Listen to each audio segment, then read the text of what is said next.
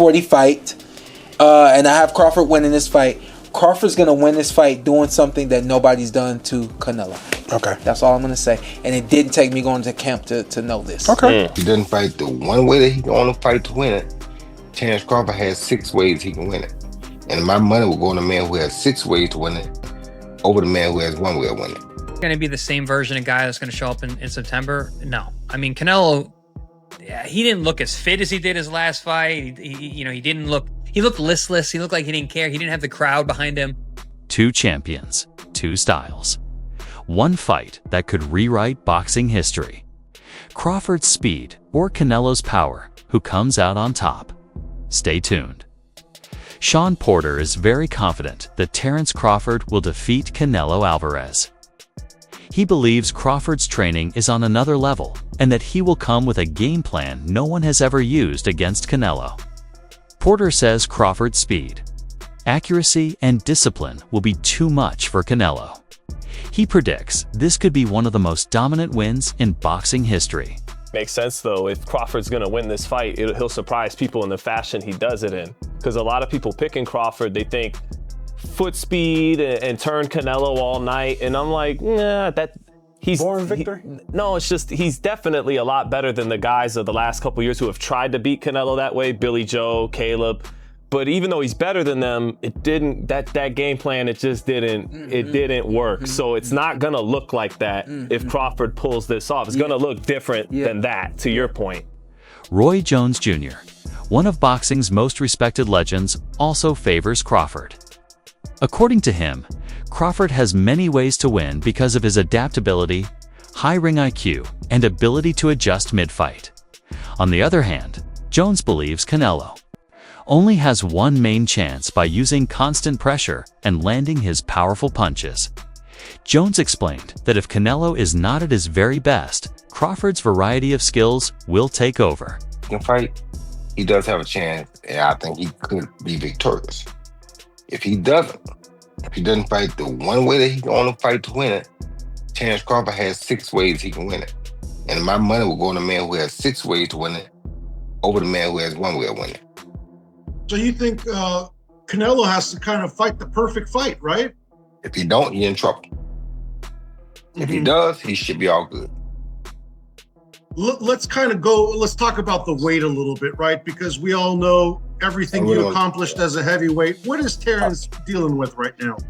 I don't think Terence is dealing with much of anything because Terence did like I did as a heavyweight. He bulked up to the weight. He's been dealing with super middles and light heavyweights in training. If you can deal with him in training, you can deal with him in the fight. So the weight should not even be an issue. Do you think Terence is that one fighter where he could accomplish what a lot of people are thinking is not doable? Is he that one fighter who's just wired and has that different DNA? He is, and not only to mention is he the guy that can, he's already done it.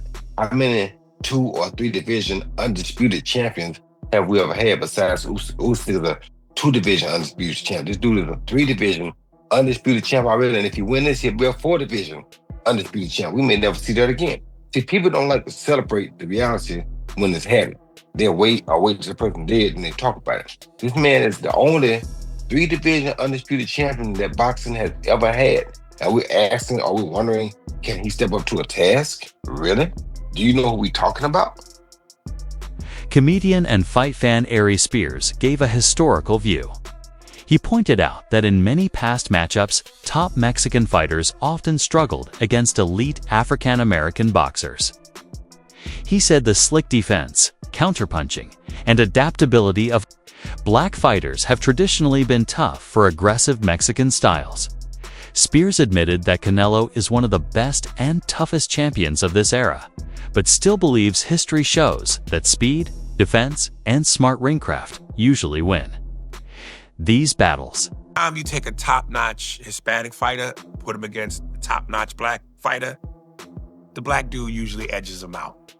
And I'm not trying to be disrespectful to the Latino fighters, because look at the greats.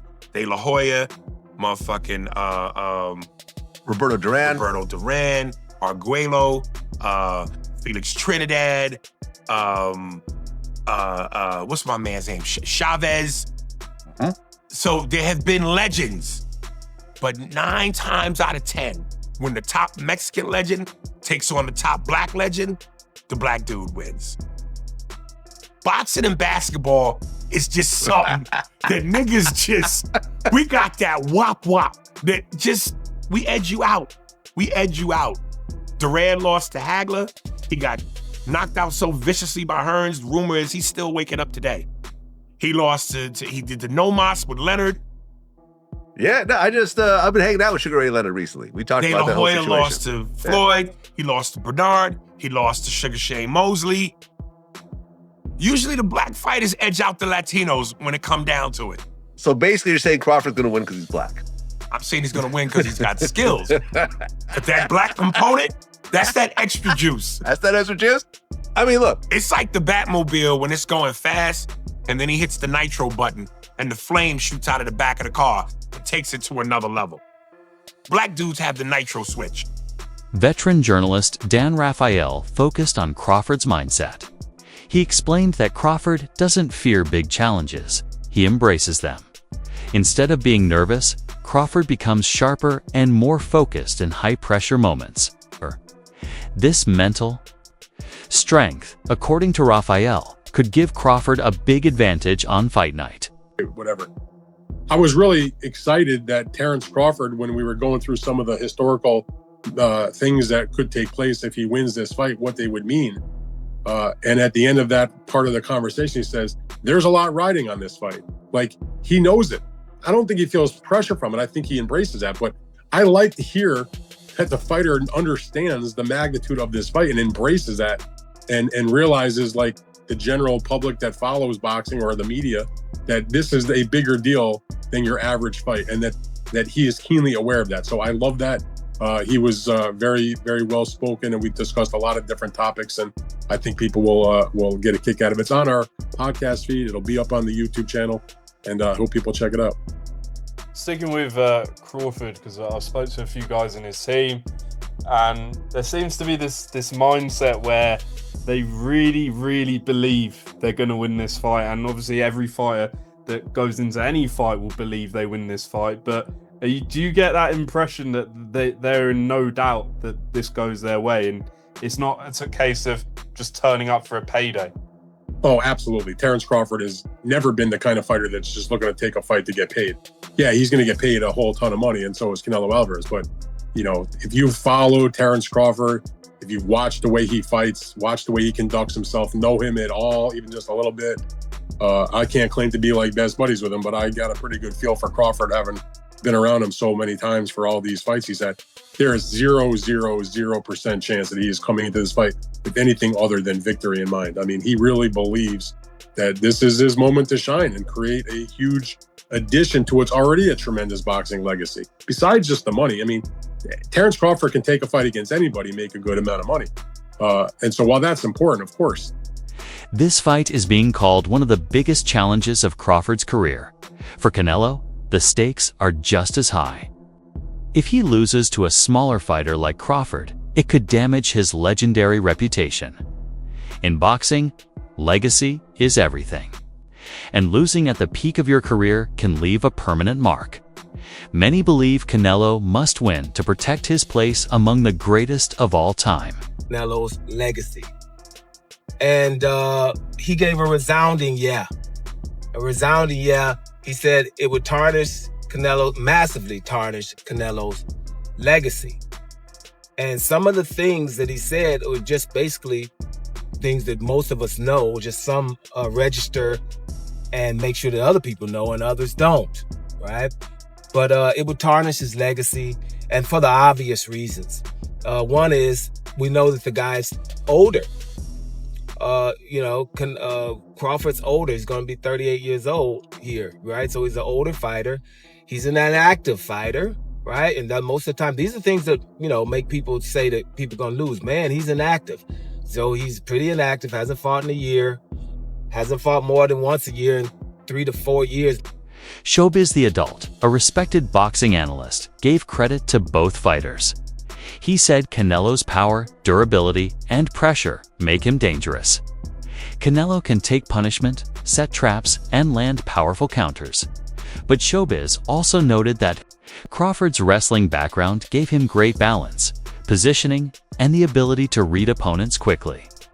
This mix of athletic skill and boxing IQ could be Crawford's secret weapon. Canelo uses his legs, he uses his core, and then his neck itself to lift up Bivol like Bivol was a featherweight. That is a huge representation of how strong Canelo is. When you look at his workouts, you can tell why he was able to do that. All these damn neck exercises that I wouldn't dare do. Okay, that stuff looks painful.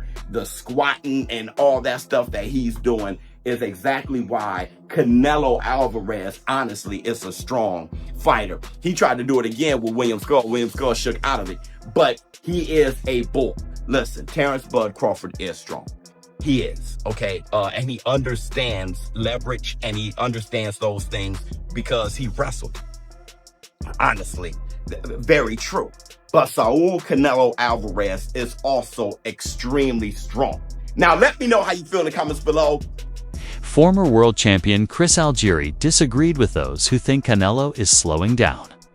He said Canelo always raises his level in big fights. Against Crawford, Algieri expects Canelo to be sharper, stronger, and far more aggressive than he. Looked in recent tune-up fights, fans should expect the best version of Canelo in this matchup. Opinion changed at all? Not a whole lot. It hasn't changed all that much. Listen, the skull fight, could Canelo have done more? Absolutely. But is that going to be the same version of guy that's going to show up in September? No. I mean, Canelo, he didn't look as fit as he did his last fight. He looked listless. He looked like he didn't care. He didn't have the crowd behind him. And Marcus, you've been to a ton of Canelo fights. You know how that arena is. It is insane. Insane. In Vegas, I mean, it's deafening the entire fight. I remember when he fought BJ Saunders in oh my Texas, God. and he's waving Saunders on won? 80,000 fans. Yeah. I mean, listen, he is a gladiator. You know, I called Tim a warrior. Canelo's a gladiator. He is there for the adoration of the fans. I just think that he was a little too clinical in there that night. You know, he didn't have that same drive. He had a guy who just was not willing to engage. That's not going to be Crawford, and that's not going to be Canelo. They're going to be their peak of what they are at this point. Because again, Crawford is 38 years old. Canelo will be 35 by then. So I think they're going to be the peak for what they are at their ages. But it's easy to go, wow, what have you done for me lately? That's usually how everyone kind of sees everything. So, but I think it's good. I think it makes the fight more enticing if a lot of people are thinking that Crawford can win. And don't get me wrong, Crawford can absolutely win the fight. I'm not saying he can't win the fight. But in terms of, how I see it, it hasn't really changed my thoughts because I know better than to just trust that last thing I saw because there's a lot of confounding factors. Analysts, including Shawn Porter, broke down the strategies. For Crawford, the key will be controlling distance, using sharp angles, and stopping Canelo from planting his feet to throw power shots. If Crawford changes rhythm and range constantly, he can frustrate Canelo and take over in the later rounds. Experts say this fight is not just physical, it's also mental. The fighter who stays calm and sticks to his game plan for 12 rounds will likely win. Understands that he has to be smart. And I think with this one specifically, it ain't just about being smart. He knows he has to look like he's never looked before because, again, if he doesn't and he beats Canelo, everybody's just going to say, well, that's Crawford. So I think he knows that this is the performance of a lifetime and everything has to look right. He knows in order for it to look right, he can't just go out there and let the dog go. The dog is, he got to work his way up to the dog. Hey, show the clip real quick. I don't know if you showed it already, but this is the dog you're talking about right here, right? And so I pulled this clip right here. I seen it on social media this morning. Don't do that. That's what I'm saying. And I pulled this clip, right? But this is Terence. That's who he is. He's not gonna swing on Canelo. He already know that part of the game. But what I asked you, were you ever trying to send a message to your opponents? He's letting you know, and it's no act. And that's what I really wanted to show, is that's not an act. No. That's there's 30 security I guards. don't know, it and, feels a little contrived. You think so? I think a lot of people feel it's a little like. Well, I'm glad you used a big word that most of us don't know. Hey, I don't fight as good as you guys. I had to learn some big words, right, to make up for that. Don't look it up. Just ignore. You need big words to get out of fights. You know, you need big words to get out of fights. But okay. So case in point, our guy Hafey sitting right there, producer extraordinaire.